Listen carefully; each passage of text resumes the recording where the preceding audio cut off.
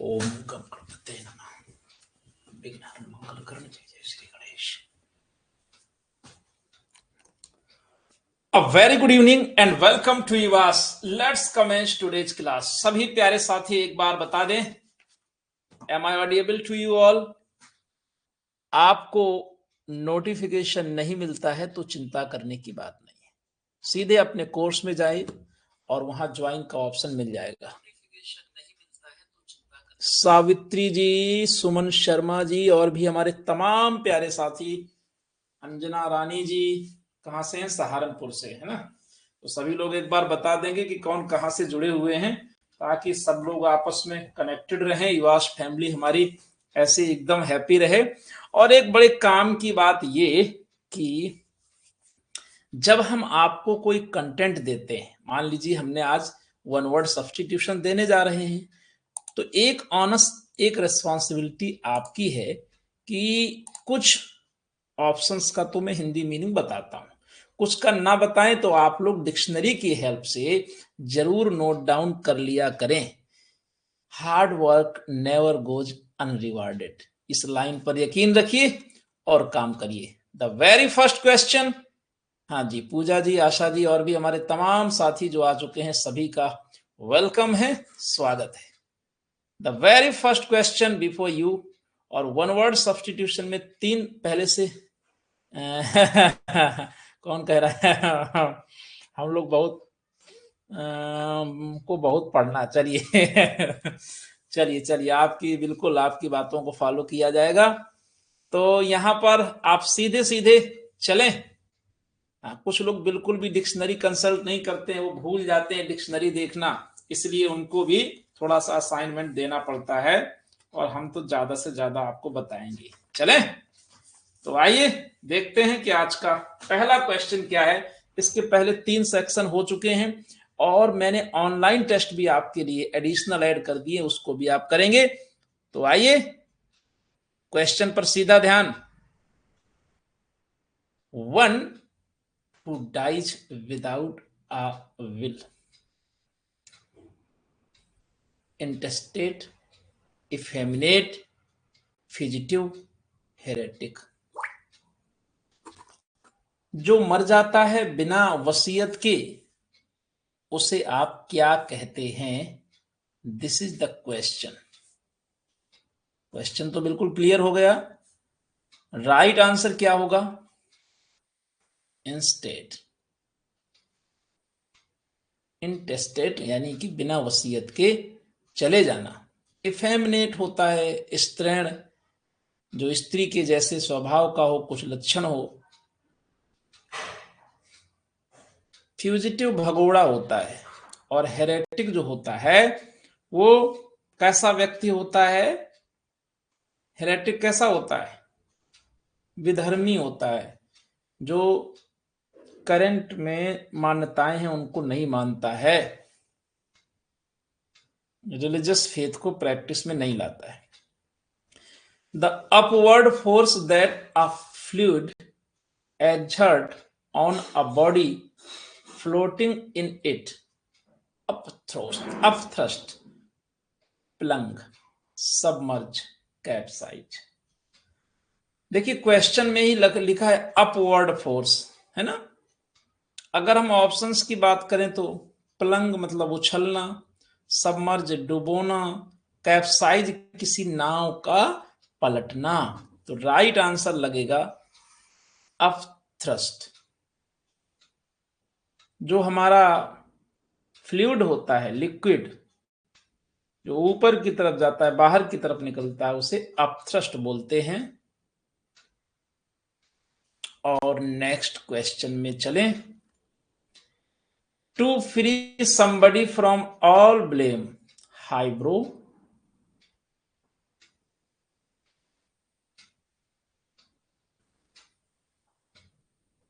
एक्जनरेट, escapism, henpeck. किसी को सभी पापों से मुक्त कर देना। हाइब्रो क्या होता है ये आपको समझना होगा। ऐसा व्यक्ति जो बहुत ही हॉटी टाइप का हो, घमंडी, प्राउड, उसे हम हाइब्रो कहेंगे। जो हॉटी है, जो घमंडी है, उसे क्या कह देंगे आप? हाइब्रो। राइट आंसर तो आप बिल्कुल सही लगा रहे हैं। जितने भी साथी बी ऑप्शन के साथ जा रहे हैं, दोष मुक्त कर देना। एस्केपिज्म, बचाववाद। अच्छा, हैंड पैक्ड आपने सुना है, जोरू का गुलाम। और जो एक्चुअल में हैंड पैक शब्द लिखा है, ये थोड़ा अलग है, ध्यान रखिएगा। ये वर्ब है, वो एडजेक्टिव होता है। तो हैंड पैक का मतलब क्या होता है? क्रिटिसाइज। लिख लो, पता लगे सिनोनिम में आ जाए। Criticise, criticise and give orders, give orders to her male partner. अपने मेल पार्टनर को हमेशा आलोचना करना कि ये तो कुछ नहीं करता है, और उसको आदेश देना कि जाओ चाय बना के ले आओ, कॉफी ले आओ। तो आप क्या कर रहे हो? हैंड पैक कर रहे हो। ये चीज ध्यान रखना है। Next, one who speaks less, Bohemian, reticent, apostate, arbitrator. वह जो कम बोलता है। बोहेमियन क्या होता है, इसका मीनिंग जरूर समझ लेंगे। बोहेमियन का मतलब क्या है? एक ऐसा व्यक्ति जो सामाजिक तौर पर, लिख लो, a socially, a socially unconventional, unconventional, TIONAL, unconventional person. सामाजिक रूप से जो परंपराओं को नहीं मानता, बहुत मतलब एकदम मस्त। रेटिसेंट, चुपचाप रहने वाला। अपोस्टेट, स्वधर्म त्यागी, ये LLP में भी दिया है। आर्बिट्रेटर, स्वेच्छाचारी। तो राइट आंसर तो आपका बी हो गया, जो कम बोलता है। यस, जो रिलीजन को त्यागे वो अपोस्टेट है। Yes. A person inclined to question or doubt accepted opinions, adherent, skeptic, zealot, disciple। तेजी से आंसर किया करिए। 5 नंबर क्वेश्चन में आपको बताना है। क्वेश्चन नंबर 5 आपके सामने है। एडहेरेंट का मतलब होता है जो किसी भी ओपिनियन को सपोर्ट करता है। One who supports any opinion और आइडिया, यानी समर्थक। स्केप्टिक, संशयवादी। अच्छा, जिलट भी होता है सपोर्टर, लेकिन एक कट्टर होता है। कैसा होता है? कट्टर समर्थक होता है। डिसाइपल, शिष्य होता है। तो राइट आंसर क्या हो जाएगा? बी हो जाएगा।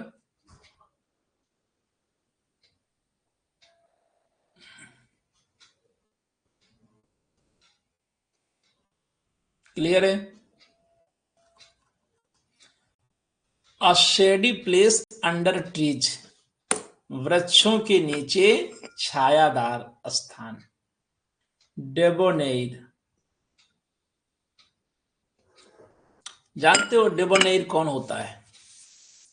लिख लो कॉपी उठा के, पेन उठा लो, तब ज्यादा अच्छा रहेगा, नहीं तो आधा याद रहेगा, आधा भूल जाएगा। स्टाइलिश,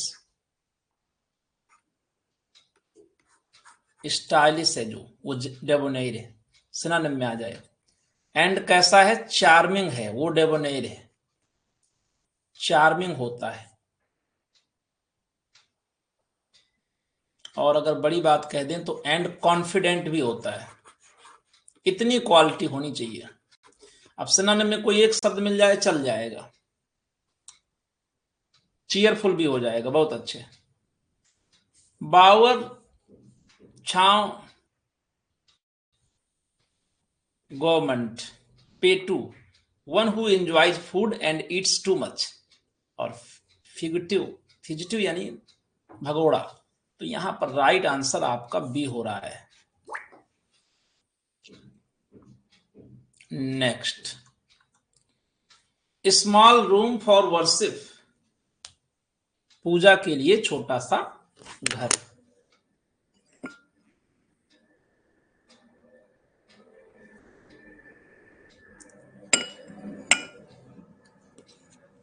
देखो बेल जो होता है ना वो गट्ठर होता है, किसी चीज का ग्रुप।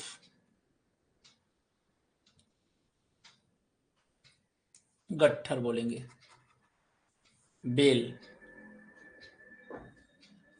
और यहां पर राइट आंसर हो जाएगा चैपल, पूजा घर। कैसे? ये गुप्त स्थान होता है, एक हिडन प्लेस होता है, गुप्त स्थान, जहां पर वीपन्स वगैरह या कह लो कि कोई जो नशीले पदार्थ हैं वो रखे जाते हैं। इसका एक मीनिंग कंप्यूटर के सेंस में भी होता है, जो कंप्यूटर एक कॉपी करके मेमोरी रख लेता है, कैसे क्लीन करते हो आप मोबाइल में। अच्छा, ब्रूड शब्द की अगर बात करें एज अ नाउन, तो कोई इसका मीनिंग बताए, एनी वन ऑफ यू। थोड़ा देखें तो आप में क्या चल रहा है इस समय लेवल, बताइए what is the meaning of brood as a noun, बताओ। नो देवेश, प्रोड्यूस नहीं होगा, नाउन बोल रहा हूं नो।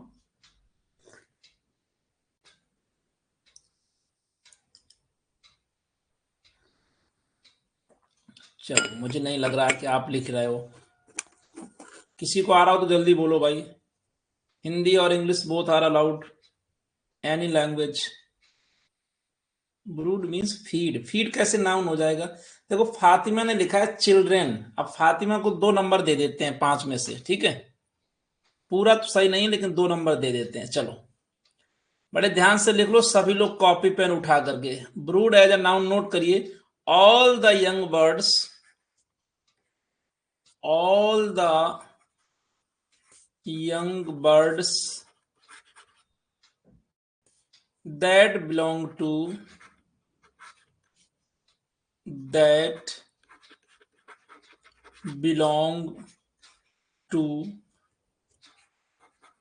one mother, ये होता है नाउन के रूप में meaning. all the young birds that belong to one mother, सभी वो बच्चे जो एक बार में जन्मे हों उन्हें हम ब्रूड बोलते हैं। ये हो गया ब्रूड। भाई सारे कमेंट्स नहीं पढ़ पाता हूं मैं। रामनाथ जी क्या लिख रहे हैं? We should try to write in English only because in future we are going to be, yes sure, all the young birds that belong to one mother. Actual में जैसे वन वर्ड आएगा वो इंग्लिश में ही आएगा ना, हिंदी तो समझने के लिए होती है। अब समझो, ये जो ब्रूड शब्द है ना, जब ये वर्ब के रूप में आता है तो इसका एक मतलब होता है टू थिंक ओवर, चिंतन करना। अच्छा भाई, बिहार की न्यूज है आपके पास। देखो ब्रूड ओवर का मतलब चिंतन करना, और ये मोस्टली नेगेटिव सेंस में होता है। जैसे कोई इतनी चिंता करने लगे, चिंतन करते करते कुछ नेगेटिव थॉट में चला जाए, ऐसा होगा तो क्या होगा, ये होगा तो क्या होगा। और यही ब्रूड का एक दूसरा मीनिंग होता है, जब कोई कोई भी बर्ड अपने अंडों को सर्व करता है, हिंदी में कहते हैं अंडे सेना, उनको उनकी देख रेख करता है, देन वो प्रोड्यूस करता है। Next, a person without home, job और प्रॉपर्टी,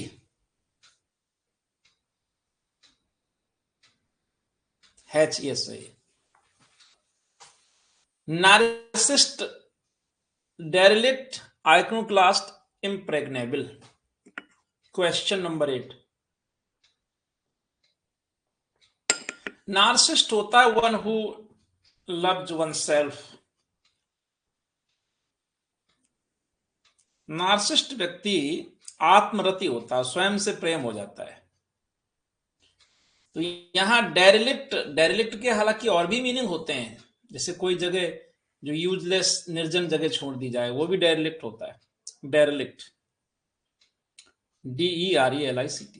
आइक्नोक्लास्ट मूर्ति भंजक होता है, इम्प्रेग्नेबल जिसे चोट ना पहुंचाई जा सके, दैट कांट बी अफेक्टेड।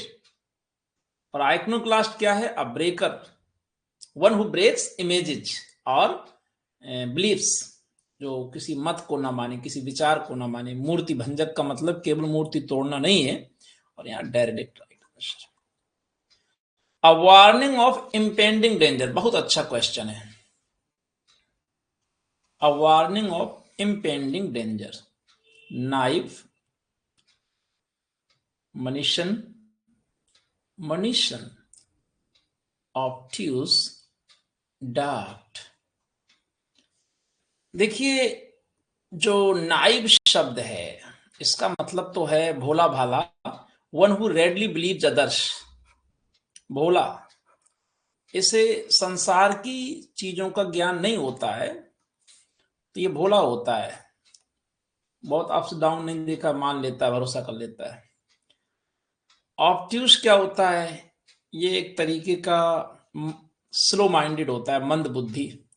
और डाफ्ट का सीधा सीधा अगर मीनिंग आप लिख लो तो सिली होता है, सिली और फुलिश। राइट आंसर आपका बी बनेगा, मॉनिशन, मॉनिशन। चेतावनी होती है भविष्य में जो खतरा होने वाला है, बी आंसर। ये क्वेश्चन अच्छा है, ध्यान रखिएगा। कंसर्न विद ब्यूटी और the appreciation of beauty, foul, aesthetic, hideous, gross.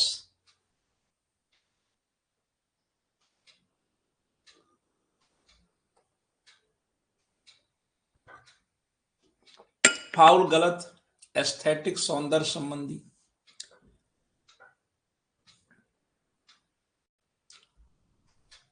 Hideous की अगर हम बात करें और इसके मीनिंग की, तो कह सकते हो आप वेरी अगली, वेरी अगली। और अनप्लीजेंट, ये सिनोनिम नोट कर लो, कभी कभी कहीं का ज्ञान कहीं काम आता है, अनप्लीजेंट। और ग्रॉस का मतलब तो लगभग सब जानते होंगे, टोटल अमाउंट को हम ग्रॉस कहते हैं, टोटल अमाउंट, जिसमें कुछ घटाया ना गया हो। और राइट आंसर यहां क्या है? एस्थेटिक, सौंदर्य संबंधी। Next,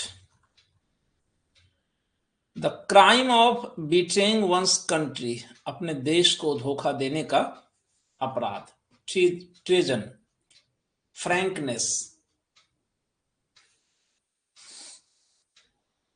Fidelity, allegiance. तो ट्रेजन होता है देशद्रोह, राइट आंसर ये हो जाएगा, फ्रैंकनेस, स्पष्टता, फिडेलिटी, वफादारी, और एलिजियंस क्या होता है? ये भी कर्तव्य निष्ठा है। या यूं कह लो, कभी आपके सामने एलिजियंस आ जाए और इसका सिनोनिम लिखना हो तो लॉयल्टी हो जाएगा, लॉयल्टी, लॉयल्टी। अथवा इसे हम और क्या कह सकते हैं? कमिटमेंट, लॉयल्टी और कमिटमेंट। नेक्स्ट, फैनेटिकल और uncompromising pursuit of ideals, non partisan, zealotry, neutral, aloof. Fanatical मतलब एकदम कट्टर टाइप का, और अनकॉम्प्रोमाइजिंग परसुएट हो किसी आइडियल का। अब देखो 12 नंबर ध्यान से, उससे हम क्या कहेंगे? यहां पर केवल वो साथी सही होंगे जिनका राइट आंसर है ऑप्शन बी, जिलेटरी। इसी का मतलब तो होगा कट्टरता। अच्छा, नॉन पार्टीजन क्या होता है? इसके अगर हम शब्द पर बात करें तो इसका मतलब है free from party, free from party. Neutral क्या होता है? One who supports neither side, तटस्थ, जो किसी का भी पक्ष ना ले, वो न्यूट्रल होता है।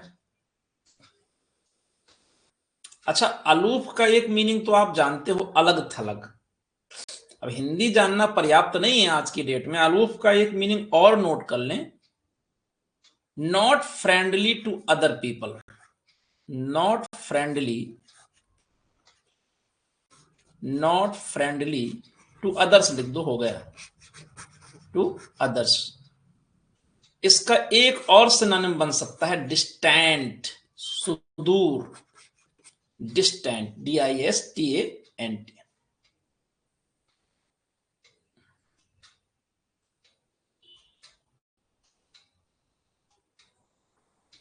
तो राइट आंसर आपका ऑप्शन बी है। इसमें कुछ लोगों ने सी लगाया था, वो गलत है, बी वाले से, नॉट फ्रेंडली, अलूफ।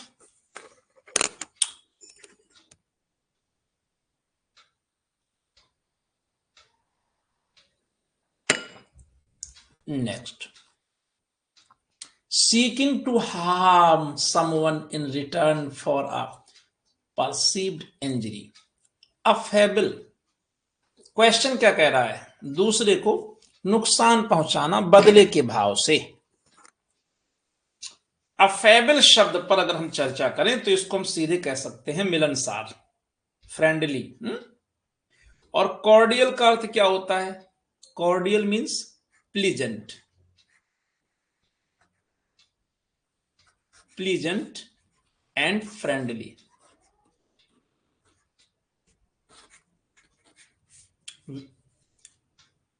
वेंजफुल, बदलापूर्ण, तो यही राइट आंसर बन रहा है, सी। और बिनाइन क्या होता है? One who is kind, kind and gentle, kind and gentle को बिनाइन कहते हैं। So the right answer is option C, vengeful. Venge, avenge, revenge सब इसी से बने हैं। So right answer is option C. Clear? Affable एकदम यही अर्थ है, जैसे कॉर्डियल है फ्रेंडली, मिलनसार, वही अफेबल, कॉर्डियल, और हाँ, दोनों एकदम सिनोनिमस हैं। Next, a military or political group that rules a country after taking power by force। junta, suffrage, emancipation, egalitarianism। तो अगर हम इस क्वेश्चन की बात करें तो कह रहा है कि एक मिलिट्री अथवा पॉलिटिकल ग्रुप जो शासन करता है अपनी सत्ता अपने हाथ में लेकर के, तो उसे क्या कहते हैं? आप लोग पहले आंसर करिए फटाफट भाई। बहुत लोग बी लगा रहे हैं। जितने लोग बी लगा रहे हैं उनको थोड़ा सा मैं एक मीनिंग बता दूं। सफरेज मीन्स होता है right to vote, right to vote, मताधिकार, ये तो हो गई। फिर इमेंसिपेशन क्या होता है? मुक्ति कह लो, या किसी को फ्री करना, जैसे हम वीमेन इमेंसिपेशन, महिला उन्मुक्तिकरण, उसको अधिकार संपन्न बनाना। इगैलिटेरियन होता है जो इक्वालिटी की बात करता है, समतावाद, इसे हिंदी में कह सकते हैं आप, समतावाद। यहां राइट आंसर होगा जुंटा, ऑप्शन ए। क्या हो जाएगा? जुंटा बोलते हैं उस ग्रुप को। जंटा पढ़ लो या जुंटा पढ़ लो, बट ध्यान रखो, अ मिलिट्री और political group that rules a country after taking power by force. जब शक्ति के द्वारा बलपूर्वक कोई, जैसे पाकिस्तान में आपने देखा, जब सैन्य शासन लागू हो जाता है, राजा को एक तरफ हटा देते हैं, तो उसे जुंटा बोलते हैं। नेक्स्ट, प्रोटेक्शन ऑफ और authority over someone, autonomous, tutelage, non aligned, unaided, autonomous, कहता प्रोटेक्शन ऑफ और अथॉरिटी ओवर समवन। तेजी से आंसर करेंगे। रक्षा अथवा किसी पर अथॉरिटी होना। ऑटोनोमस क्या होता है? स्वयं का शासन होता है। यहां पर ध्यान देना है, पहले तो आप लोग राइट आंसर जान लें, टेटलेज होगा। देखो ये जो लिखा है ना नॉन अलाइंड, ये नॉन और अलाइंड के बीच में थोड़ा स्पेस होना चाहिए। ये अलग ऐसे शब्द होता है नॉन अलाइंड, जिसका मतलब हिंदी में कह सकते हो किसी से जो मतलब ना रखे, यानी जिसे हम हिंदी में कहते हैं गुट निरपेक्ष। नॉन अलाइंड, जैसे मेरे जो विचार हैं अगर आपसे मैच कर गए तो मैं आपसे अलाइन हो गया। नॉन अलाइंड यानी अनएडेड, जिससे कोई सहायता ना दी जाए। ए नहीं, बी आंसर राइट है माय डियर टेटलेज। नेक्स्ट क्वेश्चन की ओर चला जाए क्यों? चलो भाई चलते हैं। Optimistic in an apparently difficult situation, sanguine, pallid, pessimistic या सैलो। बहुत अच्छे शब्द हैं। चलिए बहुत अच्छी बात है, कुछ न्यू मिल रहा है। अपना एफर्ट यही है कि कुछ न्यू मिले और कुछ भी वो ना छूटे जो एग्जाम में आने लायक है।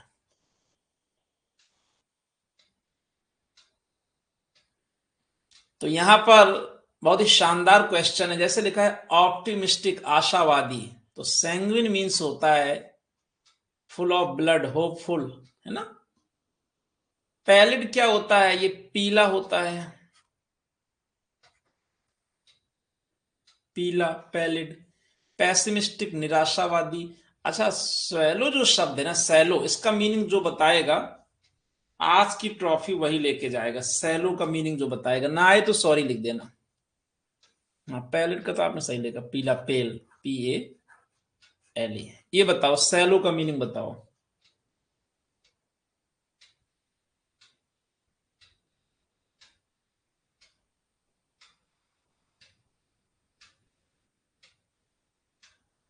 Thank you Ramnath ji and others.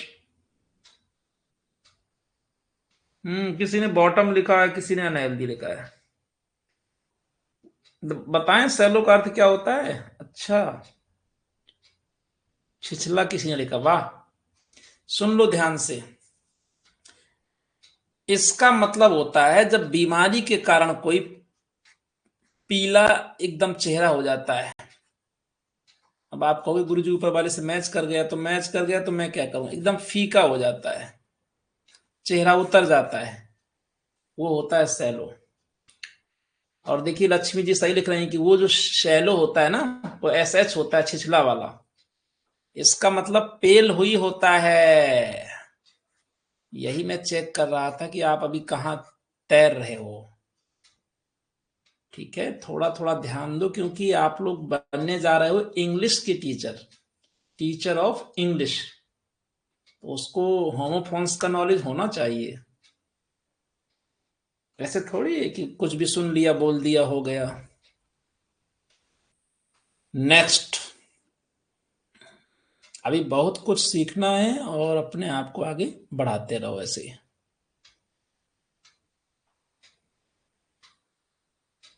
Next, conformity to facts. अब देखिए कन्फर्म एक होता है, ये क्या दिया है? कन्फर्मिटी। एक शब्दों पर ध्यान दिया करो। कन्फर्म अलग होता है, कन्फर्म पुष्टि होती है, और कन्फर्मिटी समरूपता तथ्यों से। Veracity, deceit, hypothesis, theory. तो माय डियर यहां पर आपको बोलना पड़ेगा,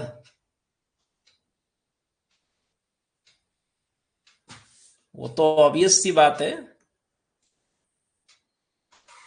learning is a life long process.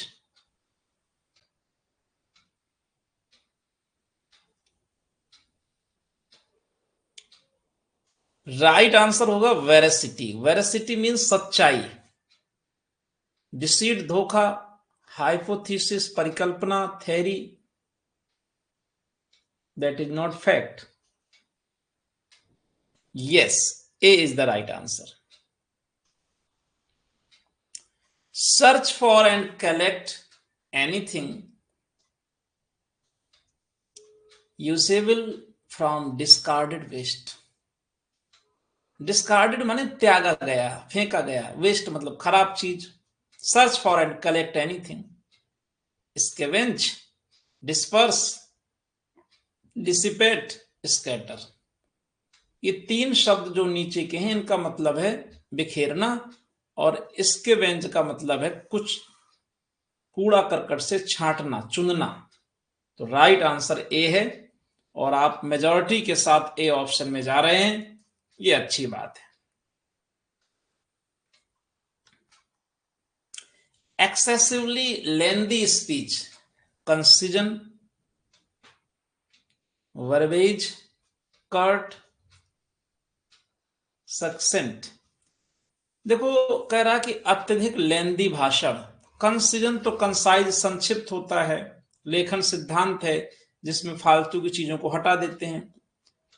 वर्बेज हो जाएगा जिसमें शब्दाडंबर ज्यादा हो, लेंदी हो. अच्छा, जो कार्ट होता है, एक्चुअल में कर्ट नहीं इसको पढ़ते हैं, कर्ट. आर तो हमेशा मर्ज होता ही है. ये एडजेक्टिव है. क्या है? और इसका मीनिंग जरूर लिख लीजिएगा. इसका मीनिंग होता है short, short and not polite. जो संक्षिप्त है और रूखा है. जैसे किसी ने, आपने फोन किया, उसने जवाब दिया तो बहुत ही कम शब्दों में और रूखे तरीके से, तो बोलेंगे curt reply. Short and not polite. Succinct जो शब्द है ना, इसका मीनिंग भी लिखना जरूरी है. इसका मतलब होता है सैड क्लियरली, स्पष्ट तौर पर कहा गया.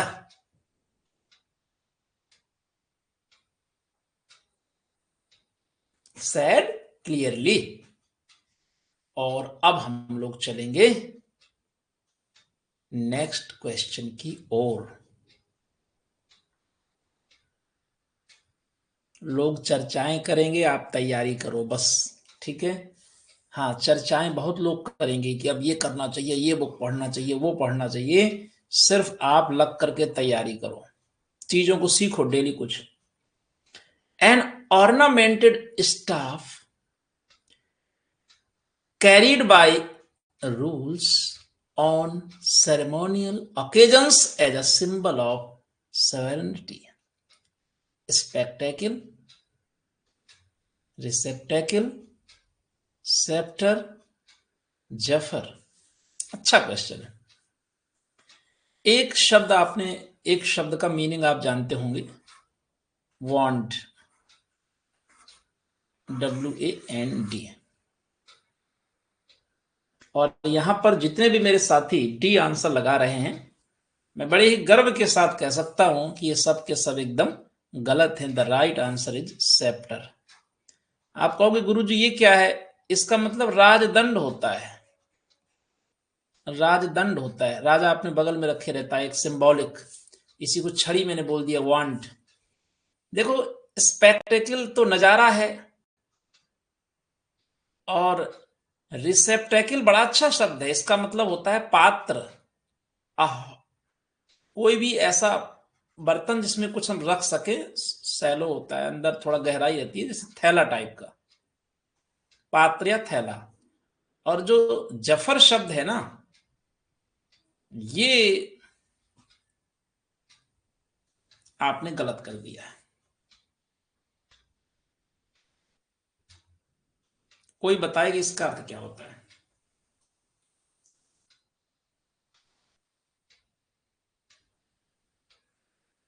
Any one of you? What is the meaning of Zafar? Zafar का अर्थ बताओ आप.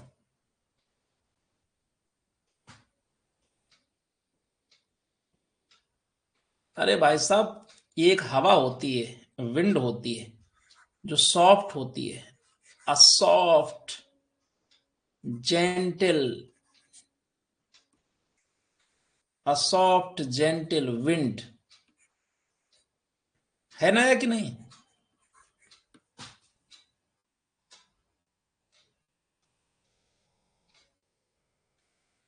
क्या होती है? लक्ष्मी जी कह रहे हैं जो डी लगाए हुए उनको मालूम होगा। जफर क्या है? A soft gentle wind. मुझे पता है कि आप पहली बार सुन रहे होंगे, नोट करिए आप कॉपी में। Zafar, ZEPHYR, Zafar a soft gentle wind होती है, बहुत ही अच्छी वाली हवा। आप देखो, आप ध्यान ना दो अलग बात है, ऐसा नहीं कि ये शब्द नया था। द सेप्टर स्वेज, इंटरमीडिएट में जब आपने पोएट्री पढ़ी है ना, पोएम्स, मुझे तो लग रहा है मर्सी में भी ये शब्द आया है। सेप्टर मतलब राजदंड, ऑ एंड मैजेस्टी। और क्वेश्चन यही तो कह रहा है, एन ऑर्नामेंटल स्टाफ, स्टाफ का मतलब वही है दंड, राजदंड, carried by rules on ceremonial occasions as a symbol of serenity, संप्रभुता के सिंबल के रूप में जो सेरेमोनियल अवसरों पर एक सजा हुआ दंड होता है। और अभी आप देखेंगे महाकुंभ में भी कई महामंडलेश्वर वगैरह रखे रहते हैं सजा हुआ एक वो दंड। तो मरसी में आया, देखिए बता रही गीता जी। हाँ, जो मुझे थोड़ा थोड़ा याद आ रहा है। तो चलें, क्वेश्चन आई होप कि आपको अच्छा लगा होगा, लगना भी चाहिए। तेजी से आंसर करिएगा। आपके पास टास्क नहीं होता और टास्क का बहुत कुछ मिलने वाला है पढ़ने के लिए। The state of being in short supply, plethora, Marriott, scarcity, profusion. 21, तेजी से आंसर करें। शॉर्ट सप्लाई की अवस्था, और क्वेश्चन में लिखा है प्लेथोरा मतलब बहुत ज्यादा, मैरिएट बहुत अनेक, स्कैरसिटी न्यूनता हो जाएगी। और राइट आंसर सी है, scarcity. Next, a person who lives outside his native country, indigenous, natal, expatriate, intrinsic। एक व्यक्ति जो अपने देश के बाहर रहता है।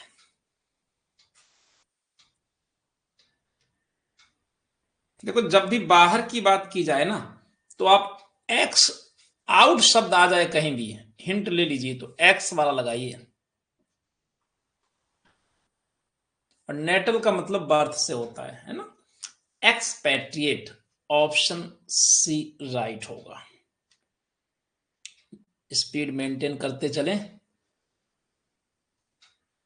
Have saliva dripping copiously from the mouth, cascade, inundate, sluice, slobber. Question number 23, लालच के कारण जब लार टपकती है तो इसे क्या कहते हैं? बहुत लोग गड़बड़ कर रहे हैं क्या? Slobber is the right answer, option D. Next, angry और bitter disagreement over fundamental issues, accord, strife, amity, affinity. बहुत ध्यान से देखिए, डिसएग्रीमेंट, फंडामेंटल मुद्दों पर असहमति, अकॉर्ड तो होगा नहीं, वो तो सहमति होता है ना, एफिनिटी भी नहीं होगा, स्ट्राइफ केवल एक आंसर सही होगा। असहमति की बात है ना, तो संघर्ष हो जाएगा, एमिटी भी नहीं होगा, ये भी पॉजिटिव सेंस देता है, स्ट्राइफ राइट आंसर बनेगा। एन ओपिनियन और conclusion formed on the basis of incomplete information, proof, conjecture, clincher, averment. कह रहा है कि एक ओपिनियन अथवा एक राय अथवा एक कंक्लूजन, निष्कर्ष जो बना लिया जाता है अपूर्ण सूचना के आधार पर, तो उसे हम क्या कहते हैं? अनुमान कहते हैं। इंग्लिश में कंजेक्चर बोलते हैं। Option B right. सी वाले सब गड़बड़ हैं। कंजेक्चर अनुमान, बी वाले राइट होंगे। प्रोटेक्शन और exemption from something, especially an obligation or penalty.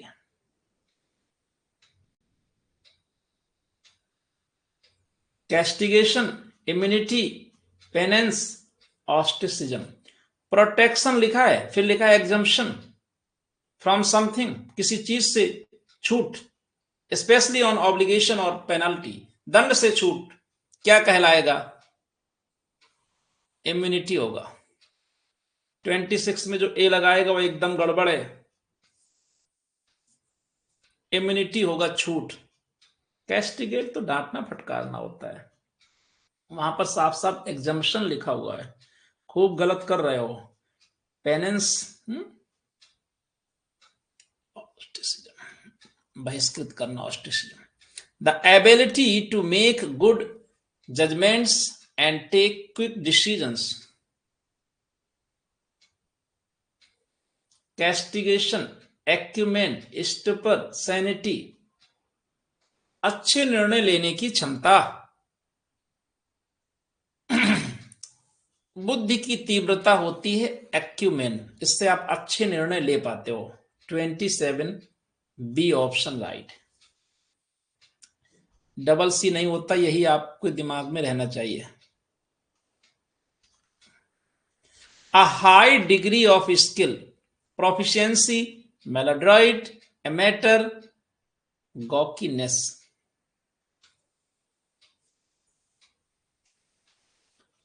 Skill जब आपकी बहुत ऊंची हो जाए ना, तो आप क्या हो जाते हो? प्रोफिशिएंट हो जाते हो। इसीलिए प्रोफिशिएंसी राइट आंसर होगा ए। एन अर्जेंट नीड और डिमांड, विंडिकेशन, सेटाइटी, रेडनेस, एग्जिस्टेंसी। बहुत शानदार क्वेश्चन है। जब आपको अर्जेंट नीड हो तो आप 29 में जवाब करेंगे, और यहां पर राइट आंसर क्या होगा? कोई किसी की नकल नहीं, अपना अपना जवाब करिए। और जितने भी लोग सी ऑप्शन रेड ड्रेस लगा रहे हैं वो सब गलत हैं। The right answer is option D, existency. Existency D right. बहुत अच्छे भाई, रामनाथ जी बाजी मार दिए हैं। Believe in and follow the practices of, आपको क्या लग रहा था? One who believes in God, ये आंसर क्वेश्चन ये थोड़ी हो जाएंगे, अब थोड़ा तो नया मिलेगा ना। Believe in and follow the practices of atheist, pagan, agnostic, adhere. Theist और अथीस्ट वाला आंसर चला गया, लेकिन यहां सोच समझकर जवाब करना, नहीं तो लेने के देने पड़ जाएंगे। और देखते हैं कि यहां पर क्या आंसर होने वाला है। देखो भाई, क्वेश्चन करा बिलीव इन, विश्वास करना, फॉलो करना, द प्रैक्टिसेस ऑफ, कोई प्रथाओं को। तो भाई अथीस्ट होता है नास्तिक, पैगन तो जानते हो मूर्ति पूजक, एग्नोस्टिक अज्ञेयवादी जिसे पता ही नहीं भगवान है कि नहीं, और अडियर मीन्स होता है जो नियमों को मानता है। तो डी आंसर राइट हो गया। यहां पर पैगन तो हो ही नहीं सकता है ना, डी आंसर होगा। कौन कह रहा किस चीज की प्रैक्टिस समझ तो आए? सर किस चीज की प्रैक्टिस समझ तो आए? To move back and forth और साइडवेज, सोजर्न, टेरियंस, ट्रेवर्ज, ब्रीदर, ब्रीदर। भाई 31 नंबर क्वेश्चन आपसे कुछ कह रहा है, और वो ये कह रहा है कि टू मूव बैक, पीछे जाना, फोर्थ आगे बढ़ना, अगल बगल हिलना, और उसे हम बोलते हैं traverse. Option C right. Well done. The remains of something that has been badly damaged, pristine, immaculate, reckless, sterile। किसी भी चीज का अवशेष जो बहुत बुरी तरीके क्षतिग्रस्त हो गया है, उससे क्या बोलेंगे? 32 लिखकर आंसर करिए। शिवांगी क्वेश्चन नंबर लिखा करो। Wreckage is the right answer. अब एकदम ब्रेन थोड़ा तेज चलना चाहिए। सी right. deliberately destroy something for military advantage, devotion, fidelity, softage, sabotage, ardor, ardor। 33। काफी अच्छे जवाब आ रहे हैं भाई, तोड़ फोड़ कर देना। Sabotage, option C right. The area near और surrounding a particular place, horizon, vicinity, distant, removed. आसपास का क्षेत्र किसी विशेष स्थान में, तो उसे हम क्या बोलते हैं? Vicinity. 34 option B right. Horizon नहीं होगा, वो क्षितिज होता है जहां पर मिला हुआ प्रतीत हो। ए वाले गलत हैं, बी वाले राइट। हॉरिजन नहीं होगा माय डियर, जहां लगे कि स्काई और अर्थ मिल रहे हैं वो हॉरिजन होता है। विसिनिटी क्षेत्र को बोलते हैं, सराउंडिंग्स वातावरण को। Full of twists and turns, tortuous, smooth, clinch, facile. 35 जिसमें ट्विस्ट बहुत हो, घुमाव बहुत हो, सीधे सीधे टॉर्चुअस हो जाएगा, tortuous. Option A right. Devesh Sailaja, C नहीं होगा। The practice of magic, palpable, witchery, substantial, corporeal.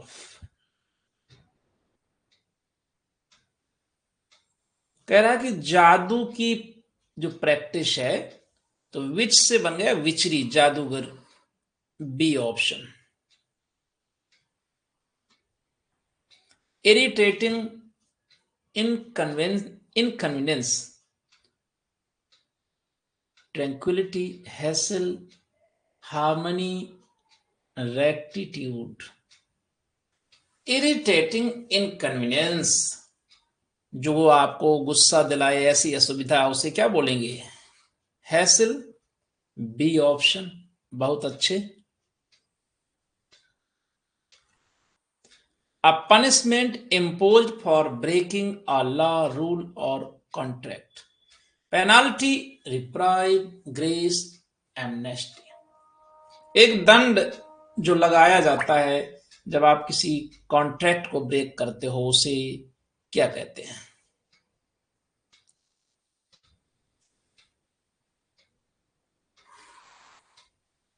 Penalty, penalty. Panel से बना, पेनल मतलब दंड से रिलेटेड होता है। Complete with regard to every details, thorough, lackadaisical, lax, cursory. 39। तेजी से आंसर करें भाई। कंप्लीट शब्द आ जाए तो तुरंत लगा दो थॉरो, पूर्ण। A right. द फैकल्टी और power of using one's will, antagonist, aversion, rejection, volition. The faculty और power of using one's will, अपनी इच्छा का प्रयोग करना क्या होता है? एक नया शब्द हो सकता है कुछ लोगों के लिए, लेकिन अच्छा शब्द है volition. Using one's will, D right. अगर अवर्जन नहीं होगा माय डियर, अवर्जन तो होता है अनिच्छा, ये नेगेटिव शब्द है, नापसंदगी को बोलते हैं अवर्जन। तो देखें 41 में क्या है खास। ग्रेटिफाई एन इमोरल और डिसटेस्टफुल डिजायर, डिप्रेस, फ्रस्ट्रेट, ऑफेंड, पेंडर। एक इमोरल डिजायर को ग्रेटिफाई करना, संतुष्ट करना, अच्छा ये तो गलत बात है भाई। तो हम वन वर्ड में उसे बोलेंगे पेंडर। क्या बोलेंगे? ऑफेंड नहीं करेंगे। ग्रेटिफाई मतलब होता है संतुष्ट करना, खुश करना, तो ऑफेंड कैसे हो जाएगा? डी आंसर कोई लगाया? बहुत अच्छे Seema, Soni. Break up into small parts as the result of impact और decay, disintegrate, juxtapose, conjugate, entwine. Break up into small parts, छोटे छोटे टुकड़ों में तोड़ देना। गुड लक्ष्मी जी। डिसइंटीग्रेट हो जाएगा। यहां पर स्वाति भी गलत जा रहे हैं, ए आंसर राइट होगा। रामनाथ भी गलत हैं, लक्ष्मी राइट हैं, और पूजा सिंह सही जा रही हैं भाई। क्रिटिकल एक्सप्लेनेशन और interpretation of a text, especially of scripture, oblivion, nascence, exegesis, नेविट। बहुत ही नया टाइप का क्वेश्चन आ गया भाई। क्रिटिकल व्याख्या अथवा इंटरप्रिटेशन मतलब अर्थ किसी टेक्स्ट का, विशेष तौर से धार्मिक ग्रंथ स्क्रिप्चर का, और वो होता है एक्जेसिस। Option C right. सी कौन कौन लगा रहा है भाई? पन्ना लाल जी सी लगा रहे हैं, बी वाले गलत हैं, रीता मौर्य राइट हैं, रमेश वर्मा रॉन्ग है। Next, destruction or slaughter on a mass scale, enshrine, cenotaph, opulent, holocaust. holocaust, slaughter जानते हो ना, बड़ी संख्या में जब कत्लेआम होता है, और उसी को हम क्या कहते हैं? Holocaust. Holocaust, option D right. Swati गलत हैं, लेकिन रामू सही है, सीमा भी राइट हैं। तो चलें next. Making a loud and confused noise, reticent, clamorous, laconic, bashful. जोर से आदमी चिल्लाए और कंफ्यूज हो जाओ जब उस आवाज को सुन के, उसे वन वर्ड में क्या कहते हैं? उससे बोलते हैं क्लैमरस। B option right. बहुत अच्छे, इस बार पक्का जा रहा है ना।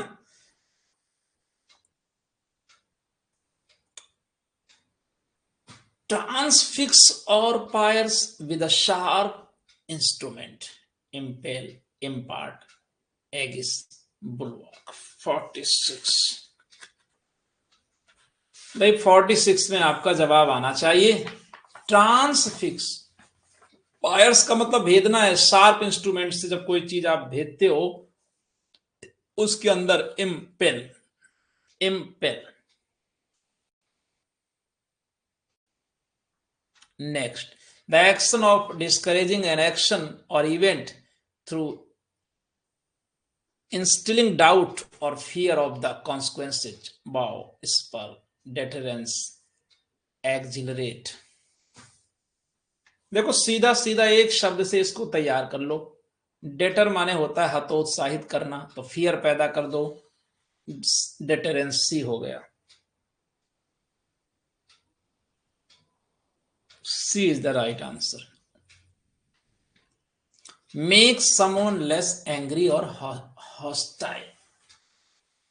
किसी को कम नाराज करना, नाराज है तो थोड़ा सही कर देना। सलन, ऑफेंड, चेफ, प्लेकेट, ये सही कर लोगे, पक्का है।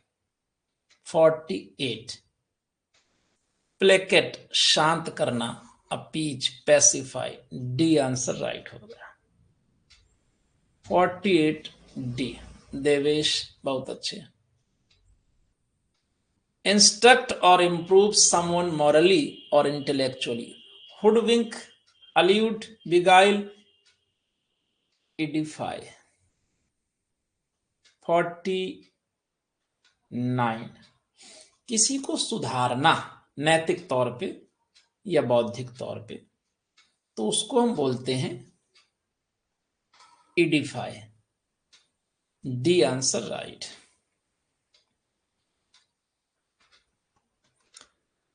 कैरेक्टराइज्ड बाय बिटरनेस और resentment, piety, amity, rancorous, fidelity. Bitterness और रिसेंटमेंट शब्दों पर ध्यान दो, आंसर सही हो जाएगा। बिटरनेस है तो यानी नेगेटिव, रैंकरस। रिसेंटमेंट जानते ही हो, नाराजगी। तो ऑप्शन सी। प्रैक्टिस कैसी लगी आप कमेंट करके बताएंगे। थोड़ा सा अपने आप को टाइम दीजिए, न्यू जितने वर्ड्स हैं उनको लर्न करिए, और फिर यूट्यूब में चलते हैं, क्योंकि अब बिल्कुल भी टाइम नहीं बचा है ना, नहीं तो वहां भी चिल्लपों शुरू हो जाएगा। लेट नहीं करने की आदत है। ठीक 9:01 में यूट्यूब में क्लास लाइव हो जानी चाहिए, राइट। चलें, टेक केयर, बाय बाय। सबको यूट्यूब में लाओ खींच खांच के, यहां वहां कोई नहीं घूमेगा।